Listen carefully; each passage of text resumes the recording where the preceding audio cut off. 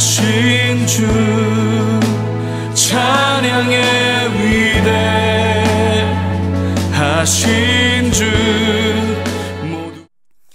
미국 알래스카에 스티브라는 청년이 살고 있었습니다. 이 청년이 처음으로 이제 교회를 갔다고 합니다. 그날 목사님이 설교하시기를 마태복음 17장 20절 말씀을 가지고 겨자씨 한 알만큼만의 믿음만 있어도 산을 옮길 수 있습니다 라는 그 설교의 내용을 들었습니다. 마침 스티브는 겨울이 되면 집 뒤편의 산이 늘 눈사태가 일어나서 골치를 앓던 상황이었습니다. 그래서 그 설교를 듣고는 이 스티브가 눈이 번쩍 뜨였습니다. 그리고 이 일을 한번 해봐야 되겠다 라는 생각을 했습니다. 그리고 하나님 앞에 산을 옮길 만한 믿음을 주십시오라고 기도를 했습니다. 근데 이 기도한다는 이야기가 담임 목사님 귀에 들어갔는데 담임 목사님이 은근히 걱정이 됐습니다. 성경에 있는 말씀이지만 이분이 초신자라서 말씀을 오해하고 있을 뿐만 아니라 목사님이 생각해도 산이 옮겨질 리가 없는 거죠. 이 초신자가 이 스티브가 기도의 응답을 받지 못하면 어떻게 될까라는 그런 고민에 빠진 겁니다. 분명하게 기도의 응답을 받지 못할 것인데 그것으로 인해서 스티브가 낙심하면 어떻게 되는가 걱정이 됐습니다. 그래서 목사님은 초신자인 스티브가 실망하지 않도록 도와주십시오라고 하나님 앞에 기도하고 있었습니다. 근데 이 스티브가 정말 너무 열심히 기도하는 거예요. 대충 기도하면 하나님 안 들어주실 텐데 너무 열심히 기도하니까 목사님이 더 불안한 겁니다. 열흘, 20날 계속 열심히 기도하는 듯 했습니다. 시간이 지날수록 목사님은 마음이 다급해졌습니다. 40일째가 되던 날 스티브가 싱글벙글 웃으면서 목사님에게 말했습니다. 목사님, 기도했더니 산이 옮겨졌는데 산을 번쩍 들어서 옮기시는 게 아니라 기계로 옮기시더군요. 그런 겁니다. 알고 보니까 새로 생긴 고속도로 공사로 인해서 그 뒤편에 있던 산 흙을 트럭들이 다 퍼가지고 딴 데로 날라버렸다는 것입니다. 하나님은 우리가 성경을 잘 이해하지 못하고 하는 기도일지라도 멋지게 그것을 바꾸어 주시는 따뜻한 아버지 아니신가 생각을 해봅니다. 그러나 한편으로 하나님이 원하시는 기도를 우리가 올려드린다면 얼마나 더 아름다울까요? 오늘 말씀을 통해서 하나님이 원하시는 기도가 무엇인가 라는 부분들을 한번 살펴보고자 합니다. 오늘 성경에 보니까 제자들이 예수님께 와서 기도를 가르쳐 주십시오라고 요청을 합니다. 그런데 기도를 가르쳐 달라고 요청하는 사람들이 다른 사람이 아니라 누군가 하면 예수님을 따라다니는 제자들이에요. 근데 여러분, 제자들이 기도를 못한다, 할 줄 모른다, 이게 참 의문이지 않습니까? 제자들은 정말 기도를 할 줄 몰랐을까요? 여러분, 우리도 지금 예수님의 제자가 되어 살고 있어요. 21세기의 제자들이 바로 저와 여러분인 줄 믿습니다. 21세기 제자들로 살고 있는데 우리는 과연 기도를 잘하고 있을까? 우리도 혹시 오늘 본문에 나와 있는 제자들처럼 예수님을 따르고 있지만 기도를 가르쳐 주십시오라고 요청해야 되는 자들이 아닌가 한번 생각해 볼 필요가 있습니다. 예수님의 제자들은 세례 요한이 그 제자들에게 기도를 가르쳐 주는 것을 보고는 우리에게도 기도를 가르쳐 주십시오라고 요구를 했습니다. 이 말은 한편 제자들이 기도를 할 줄 몰라서라기보다는 기도에 있어서 더 구체적인 기도, 더 깊은 기도, 더 세세한 기도가 무엇인지, 하나님 원하시는 기도가 무엇인지 알려달라는 그런 표현일 것입니다. 그런 면에서 여러분, 우리는요, 기도를 배워야만 합니다. 더 구체적인 기도, 더 선명한 기도, 더 확실한 기도가 무엇인지 우리는 배워야만 합니다. 우리 교회에서 이제 신앙생활을 막 시작하신 분이 계십니다. 교회를 나오게 된 계기는 아내 소원을 들어주기 위해서. 아내가 내 소원 하나 들어줘. 뭔데? 교회 한번 나가자. 그래서 아내의 그 소원을 들어줄 겸 교회를 나오기 시작하셨는데, 처음에는 이제 아내의 소원 들어주겠다고 나오셨지만 이제는 자기 자신이 이제 자발적으로 나오기 시작을 하셨고, 나오다 보니까 마음에 정말 주님을 진정으로 나의 주인으로 모시고 싶은 마음이 들었습니다. 그런데 구체적으로 주님을 어떻게 받아들여야 하는지 잘 모르겠다라는 거예요. 어떻게 하면 주님을 받아들이고 신앙생활 하는 것인지 잘 모르겠다라는 거죠. 그래서 아내에게 물었더니 아내가 기도해야 된다 라고 얘기하더라는 거예요. 근데 문제는 뭐냐면 기도를 어떻게 하는지 모르겠다라는 거죠. 그렇습니다. 여러분, 기도는 배워야 합니다. 배워야 하는 것이고, 또 기도는 그 배움 속에서 점점 더 깊어져야 하고 더 구체적이어져야 하고, 그리고 기도는 점점 더 그 범위가 확장되어져야만 하는 것입니다. 그래서 기도는 신앙생활과 함께 더 성장해 가야 하는 요소 중에 하나가 바로 기도입니다. 여러분, 기도를 뭐라고 알고 계십니까? 기도는 우리의 신앙생활에 있어서 하나님과의 소통이고 하나님과의 대화다, 이렇게 배웠고 그렇게 알고 있습니다. 여러분, 그래서 이 기도를 통해서 우리는 하나님을 더 알아가게 되는 것이죠. 여러분, 우리 하나님을 지금 믿고 있습니다. 믿고 있는데 하나님을 믿고 있는 우리가 하나님을 점점 더 깊이 알아가야만 합니다. 그 하나님을 알아야만 하죠.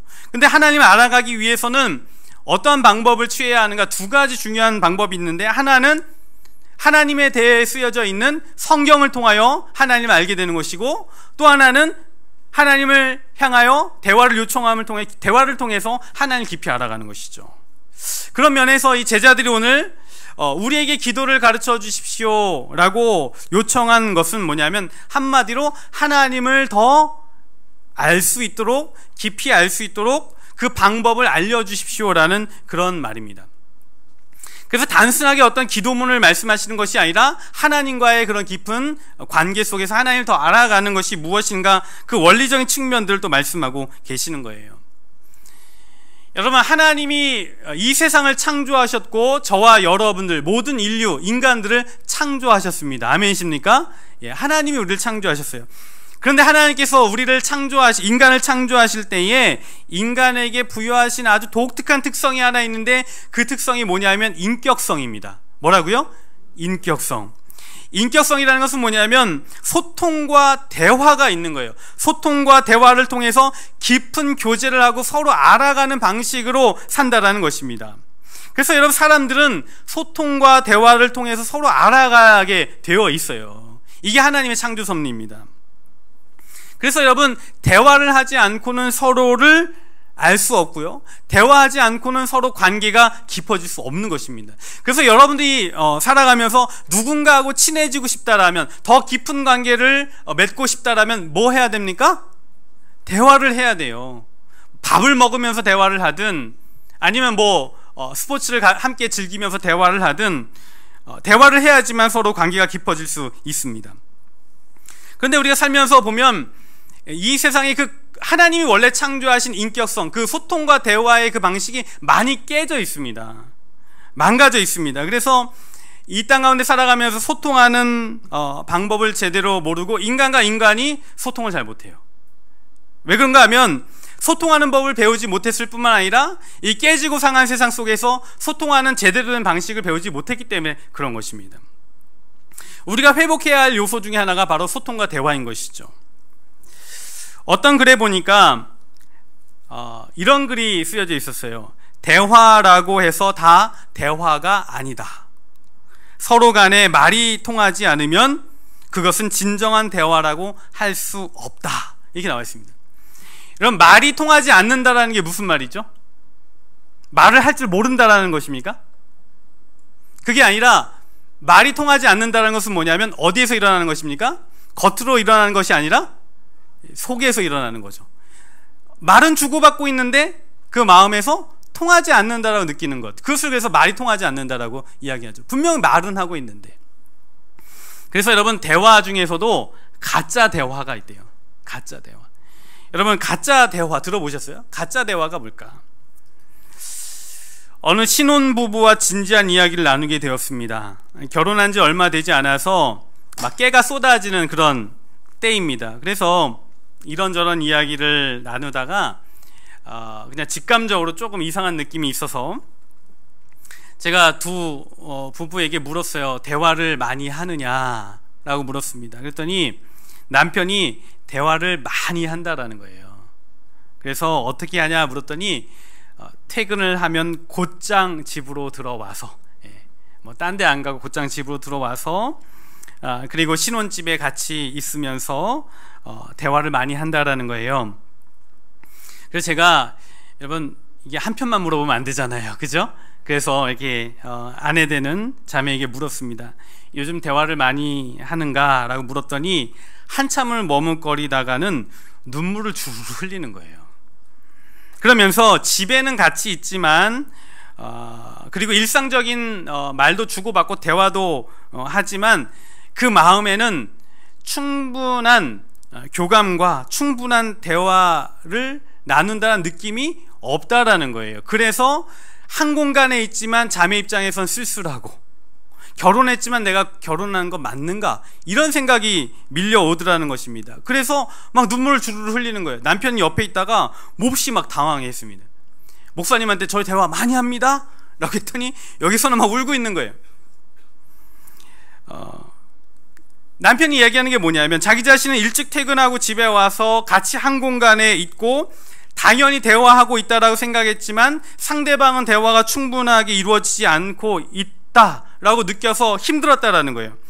한마디로 한 공간에 있으므로, 그리고 일상적인 대화가 오감으로 대화한다고 착각하고 있었던 것이죠.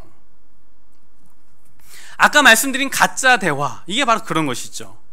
통상적으로 그냥 일반적으로 주고받는 말들은 깊은 대화로 들어가는 통로일 뿐, 진짜 대화는 그 이면에 있는 것입니다. 예를 들어서 남편이 집에 들어와서 문을 열고 들어와서는 묻는 거예요. 별일 없었어? 애들은 자요?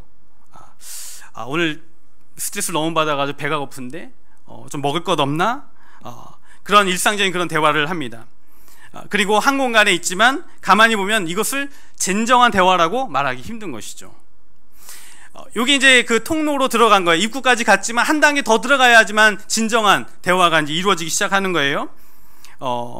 부부가 한 식탁에 앉아서 하루 중에 있었던 일을, 음식을 먹으면서 나누고 힘들었던 일들을 나누면서, 아내로서는 남편이 그동안 직장 생활하면서 얼마나 많은 스트레스를 받고 또 힘들었는지 헤아려주며 당신이 최고라고 격려해주고, 또 남편은 그 아내가 또 집에서 얼마나 아이들을 키우는 데 있어서 힘들었는가 헤아리면서 격려해주면서 서로 마음과 마음이 통하는 그런 시간들을 가질 때 비로소 가짜 대화가 아니라 진정한 대화가 이루어졌다라고 말하게 되고, 그리고 그 두 분은 마지막에 잠자리에 들기 전에 이러한 결론을 맺는 것이죠.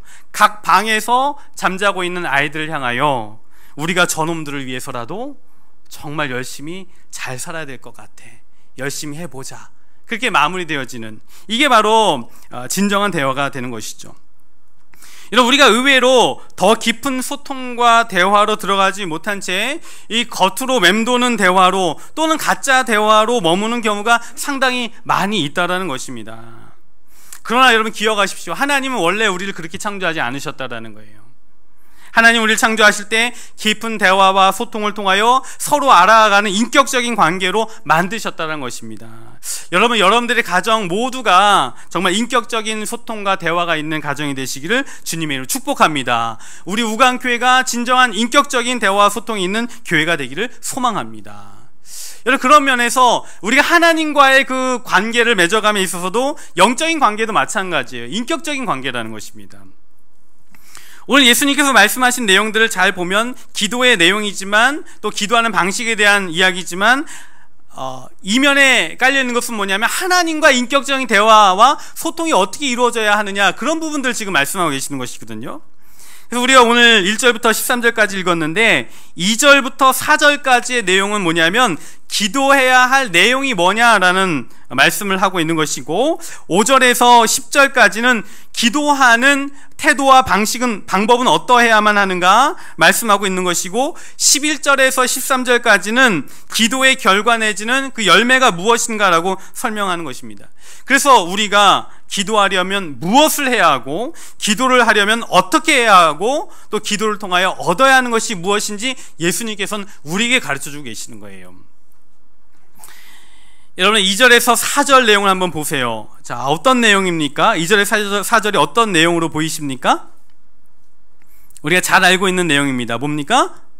예, 주기도문이에요. 주님께서 가르쳐 주신 기도입니다. 그 누가복음에는 이 주기도문의 내용이 아주 축약적으로 나와 있습니다. 아주 짧게 나와 있는데 크게 나누면 세 가지 내용으로 구성되어 있는데, 하나는, 첫 번째는 우리 2절에 나와 있죠. 2절에 나와 있는데, 아버지여 이름이 거룩히 여김을 받으시오며 나라가 임하시오며, 이렇게 나와 있고요. 이게 첫 번째 기도의 내용입니다. 하나님을 찬양하고 그분의 뜻이 이 땅 가운데 이루어지게 해달라는 기도의 내용이고요. 두 번째는 뭐냐면 3절에 나와 있습니다. 어떤 기도입니까?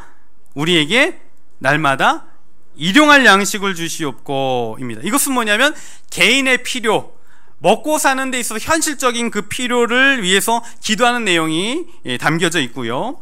그리고 4절에 보시면 세 번째는 뭡니까? 우리가 우리에게 죄 지은 모든 사람을 용서하오니 우리 죄도 사하여 주시옵고 우리를 시험에 들게 하지 마시옵소서.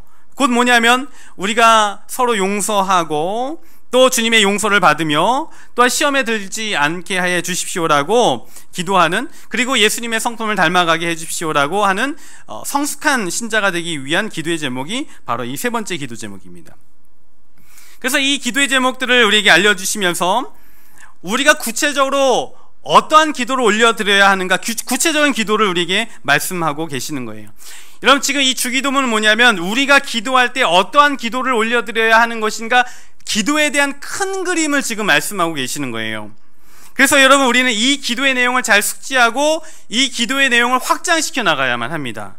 그래서 예를 들면 이런 거예요. 첫 번째 기도의 제목, 아버지여 이름이 거룩히 여김을 받으시오며 나라가 임하시오며, 이 기도의 제목 가지고 그렇게 기도하는 거예요. 아버지여 이름이 거룩히 여김을 받으시오며 나라가 임하시옵소서 라고 하면서, 하나님, 저의 아버지는 바로 하나님이십니다.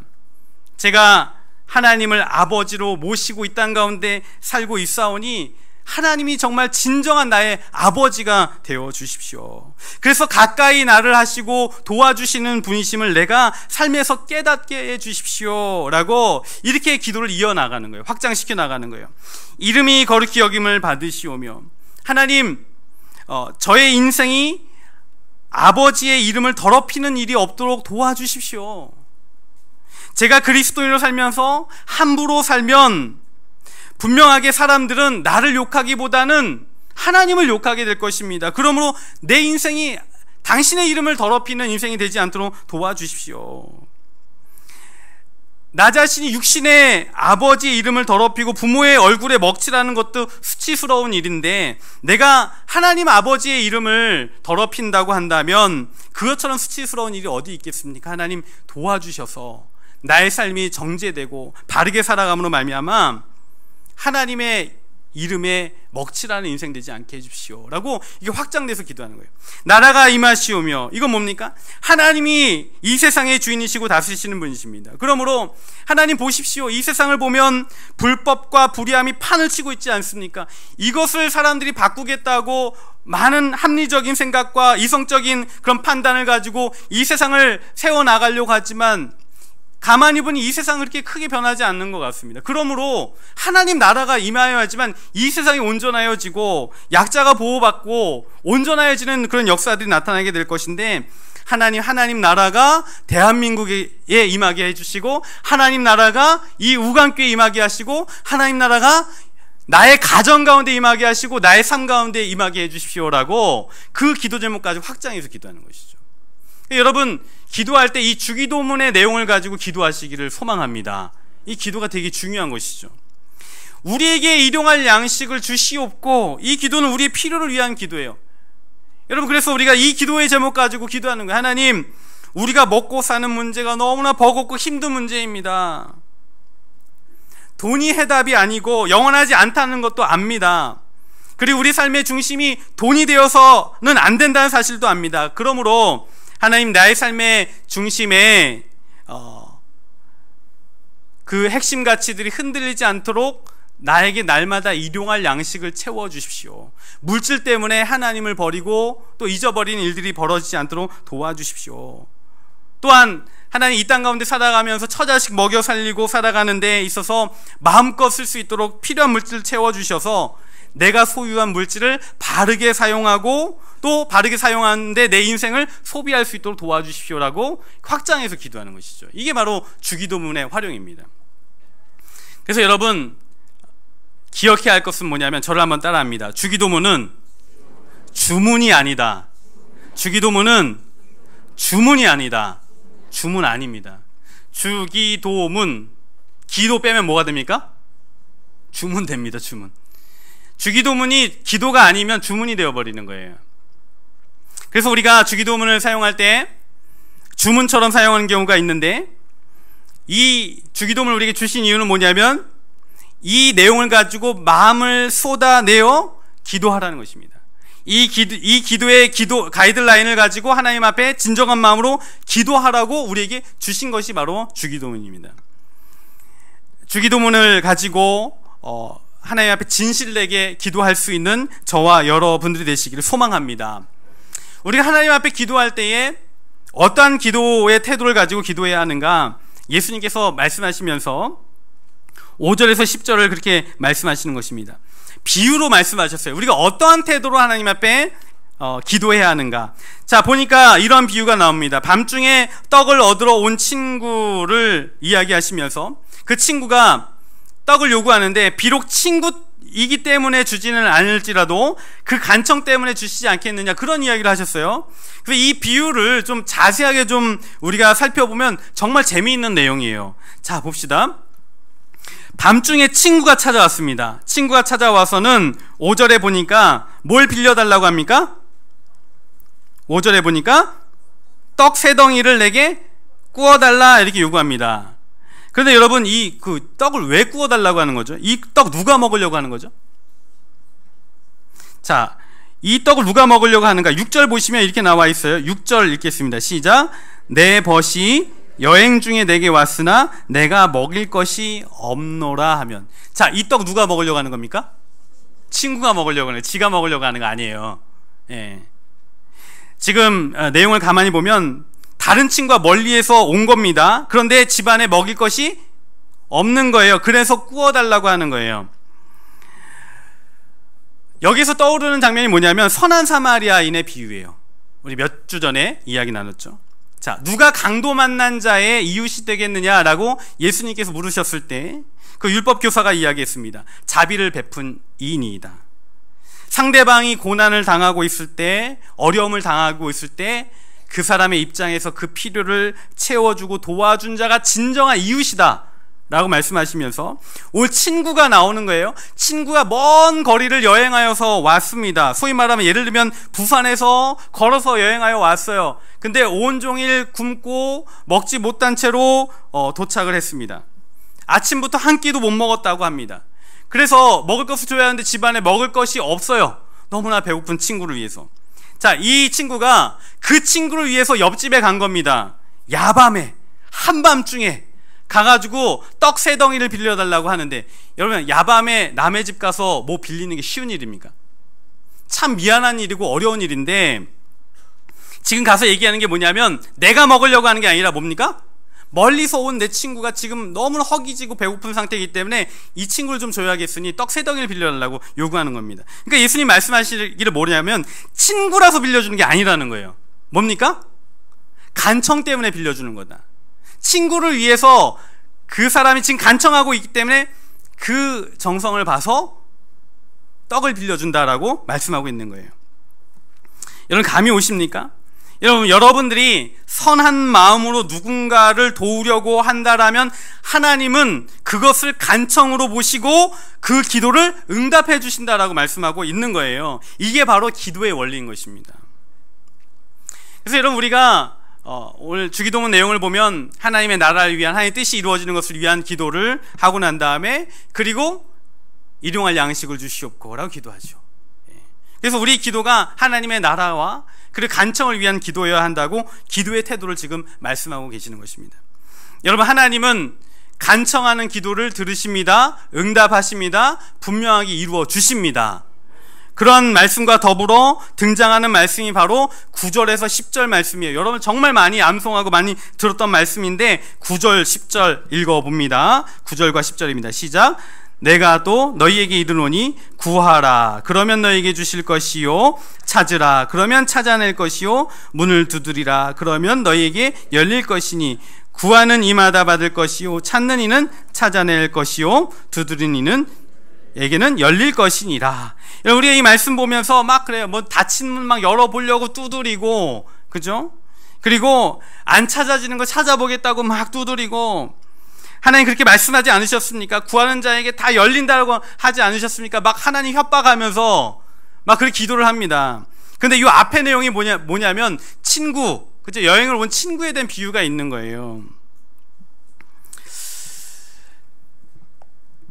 주기도문과 함께 기도에 대한 어떤 태도를 가지고 기도해야 되는가 비유로 말씀하시더니 이 말씀하신 게 뭐냐면 구하라, 찾으라, 두드리라 라고 말씀하고 계세요.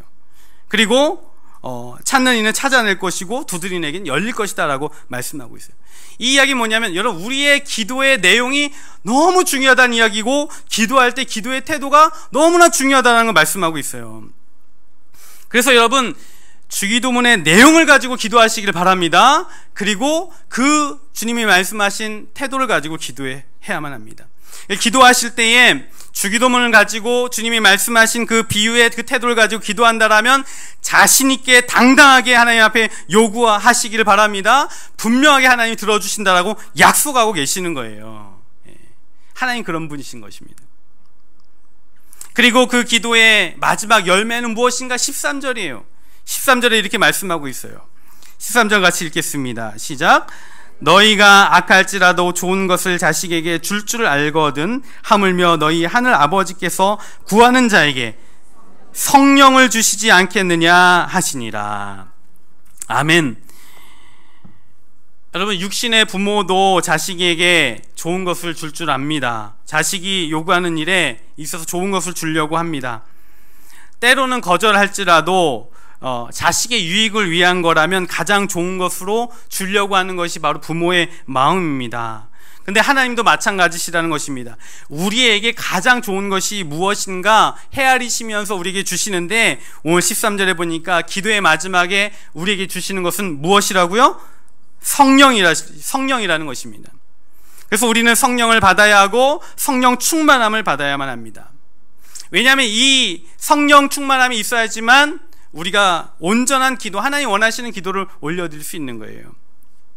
가만히 생각해 보면 여러분 우리가 어떠한 자들인가 하면 예수를 믿고 있지만 기도도 제대로 못할 뿐 아니라 기도의 방향도 흐트러져 있고 심지어는 기도에 대한 태도도 많이 왜곡되어져 있는 것을 보게 됩니다.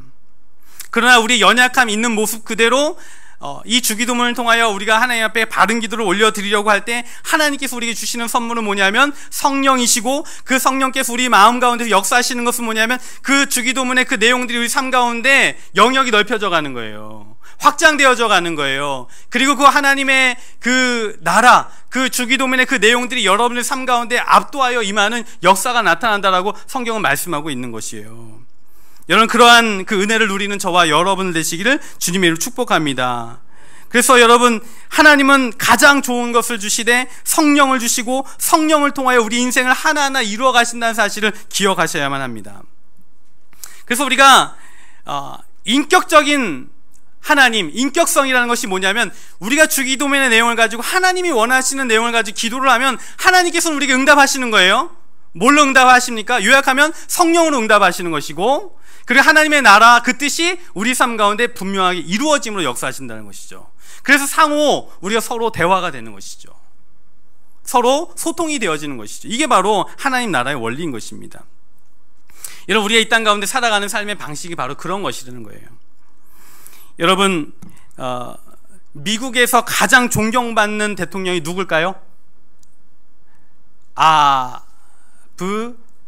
아브라함 링컨입니다. 예.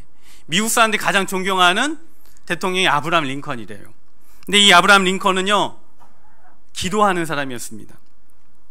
백악관을 기도실로 만든 대통령 링컨이라는 책에 보면 링컨은 임기 동안에 하나님 앞에 기도하는 것을 쉬지 않았다라고 합니다.